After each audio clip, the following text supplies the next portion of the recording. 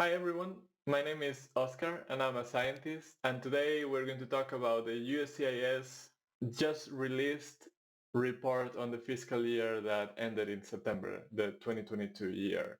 And in content, it is quite similar to what the head of USCIS told us in the fireside chat that I talked about in one of my videos. I'll leave a link here in case you want and listen to her.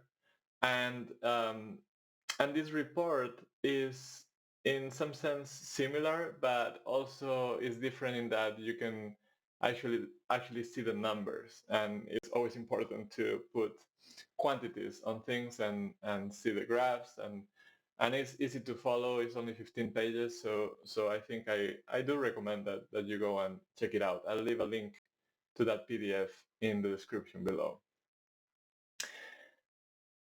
Here I have what I think is the takeaways from the report concerning the green card category that we discuss the most in this channel, which is the EB2 NIW or National Interest Waiver. It's this green card category in which you can sponsor yourself. You can self-sponsor. You don't even need a lawyer if you don't want to. You can file the petition by yourself, and in this channel I tell you a little bit about how to do it. You can also access eb2niw.info where you can see written information. So I'll run quickly through this, then we are going to take a look at how the report looks, and we'll close there. So in my opinion, one of the key things that this report discusses is the reduction in backlogs. This is something that we all look forward to. We hate these long lines that are formed in the USCIS processes, and the head of the USCIS has said repeatedly that they are trying to control this and lower them. And in this report, we can see the numbers. And I took a couple of examples here. One is not directly related to green cards, and that's the first number.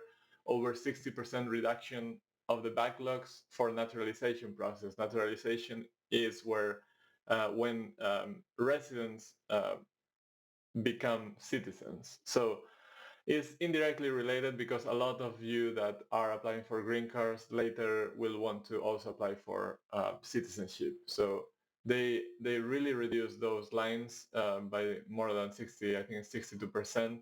And for green cards, for employment-based green cards, which is where EB2NIW stands, they increase by 40% the number of green cards that they have issued. And we'll see the graph is very evident.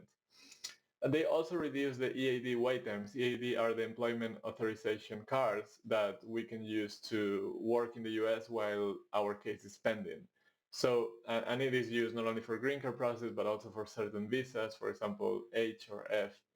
And they went from having more than 100,000 pending cases at the peak in 2021, late 2021, beginning of 2022, to less than 50,000. So the progress has been great there.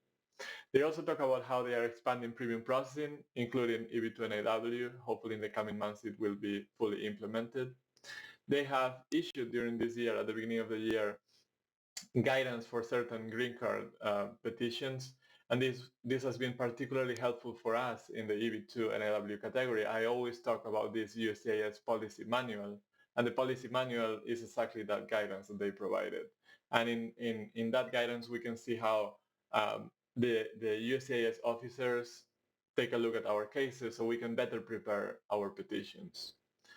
They, in the report, talk about the financial health of USCIS, how it was in poor health during the pandemic time, and then it has improved over the last couple of years. And that has caused that they are starting to reduce the backlog. So let's take a look at the report. I have it open here as a PDF. Fiscal year progress report. They have an introduction, some index with some contents here, and I'll scroll through the data that I already referred to. This is the naturalization case trends. In red bars here we see the backlogs. We see how after the pandemic the backlog really skyrocketed, and now it has come down while the number of cases are growing. So this is really great news. But more importantly, green cards, employment-based green cards, in which EB to NIW is one of them. By the way, this graph is lacking the axis title, which as a scientist I don't really like, but I read this and I understand that this last bar here is fiscal year 2022, and then I assume is 2021, 2020, and 2019 is the first one.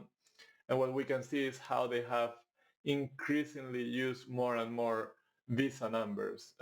Remember that the US system for immigration is a quota system in which each year they have allocated a certain number of green cards or visas for a particular type of use, for example, employment-based or family-based. And in those, they also divide in quotas per country.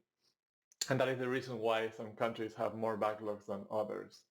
And what we have been seeing recently is that they have started using more green cards. That means that less green cards are being unused. When a green card number is unused, it's lost year over year. So we are seeing how they are making a tremendous effort of using all the numbers available.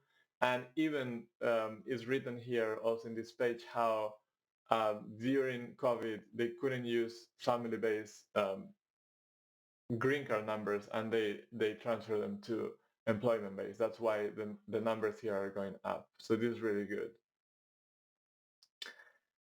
Another one I like is reducing the EAD wait times. And if you see this graph from September 2020 to the beginning of 2022, the pending cases were really skyrocketing, were going up really fast, and they peaked around this time, and then in the recent months they have been decreasing to even lower levels than they used to be at. So actually they have returned to normal inventory levels. So this is great because the EAD cards are used as a temporary measure while your case is pending. So if they have a snowball effect here, then people may not have a valid EAD card anymore, so they will have issues working while they are waiting for their green card or their visa, and those are also long lines. So this is really overall really good to see. All right, so they talk about humanitarian endeavors that they have also. And that's important. For example, we have to remember that there's a war now in Europe, and there's a lot of support for Ukrainian people. And those activities that USCIS has to do and does, they are not really funded by anyone. And that's the next thing. They have here a section about financials of USCIS, and they talk about how they were in crisis in 2020. And one important thing to keep in mind is that USCIS is 96% fee funded. That means that your fees fund pretty much the whole operations. So without those fees, which is what happened during the pandemic, when they couldn't process the cases, the number of petitions go down, then there's less fees going in, and then they don't have money. And traditionally, they have not received U.S. Congress funds until now that U.S. Congress authorized some money for them. And that caused that during their bad times during the pandemic, they only, quote unquote, only had 170 millions um, of cash reserves, and their targets are about $1 billion. That meant that they had to start implementing this hiring freeze, and that increased the backlogs even more. But recently, they they did receive some money from USCIS, from the US Congress, and they are returning to that fiscal position that they wanted to be at. And the red line here is the amount they have. Let me make it bigger. The amount they have every month as cash reserves, and now they are reaching that $1 billion that they wanted. So that's really good to see because it will help us all. And that's what causing this turning the tide on backlogs. If you see in this graph in blue, they have the number of USCIS officers on board, and that number peaked in mid 2020. But then, because of the poor financial situation the agency was in, they had a hiring freeze over here. And then you see how the numbers of employees went down until recently they started getting more cases, more fees, and also the US Congress gave them money. And you can see how that blue line is coming up again. So more workers are uh, now in the USCIS agency. That means that more cases can be processed. And here they clearly say that the number of workers, the dedicated workforce, is what is turning the tide, right? And you can see in the shaded red is the backlog numbers, and you can see how it seems that is peaking, is becoming steady, and hopefully it will start going downwards, that trend. In fact, one of the interesting things I saw is that with the amount of money they have now, they are even having 7 days a week processing times, meaning they have people working 7 days a week, paying those extra hours. They have the money to afford that, so they can reduce those backlogs. They have some conclusions at the end. They want to continue reducing those lines in the different processes. And for us, what is interesting is, again, they reaffirm that intention of implementing premium processing for a lot of cases, for example, EB2NAW, and to simplify certain processes, for example, the form I-765, which is part of the adjustment of status also for EB2NAW.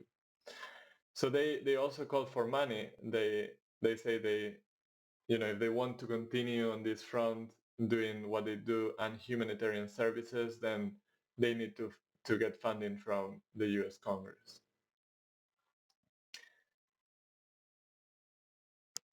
At the end, they recognize that there is more work to do, which is always good. So they are not complacent about it. And overall, I think is a nice report for everyone to take a look at and learn more about how USCIS works. And I hope this video was helpful for you. If you want to read this, I'll leave a link in the description so you can read it at your own pace. And as usual, I invite you to visit my website, eb2naw.info, where you can find a lot of information. I think I have about now 30 blog posts, but that are pretty detailed. And you can download my real petition, the I-140 petition. Even if you work in a different field, you can find it interesting because you can see how I argued the different aspects of this green card category, how I won my case, and you can take that and use it to your advantage. Recently, I added the adjustment of status package as well, and I also offer certain review services that you can also take a look at in my website. So that's it from me. And if you like this video, please give it a like and share it, subscribe to my channel. We just passed 1,000 subscribers now, and I'm very, very grateful to all of you that are supporting this channel. So good luck on your EB2NAW application or any do-it-yourself immigration process that you are undertaking. Thank you.